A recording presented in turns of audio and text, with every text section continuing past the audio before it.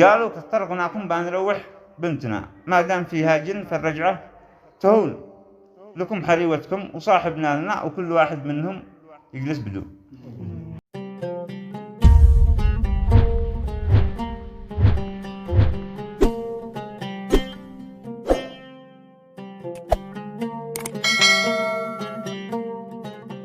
طبعا هذه القصة من القصص القديمة الواقعية الذي كان فيها نوع من الظرافة، وهي حقيقية أصلا. يقول لك قبيلة في اليمن كان معاهم ولد مخلوع عقليا، وقرروا أنهم يزوجوه. المهم صاروا لا قرية جنبهم خطبوا له بنت من قبيلة ثانية. البنت أيضا مريضة مثله، لا أهل البنت عارفين أن الولد مريض ولا أهل الولد عارفين أن البنية مريضة، كل واحد خدع الثاني وسكته. المهم لا يوم العرس كل واحد كان من الخداع، لا يوم العرس عقدوا وحددوا موعد الزواج. ويوم جاء موعد الزواج أهل العريس أقبلوا له هناك يبزوا الحريوة بزامل كالعادة. وصلوا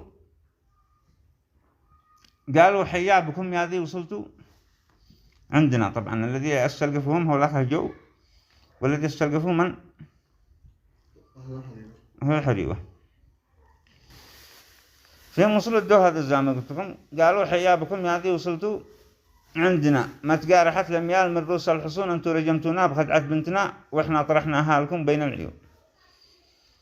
ردوا أهل العريس بالجواب قالوا إن كان من المجنون هذا حقنا الجن ذي فوقه سلاطين الجنون، لا هاج ما نقدر نصدق كلنا، الله يخارج بنتكم كيف ما يكون.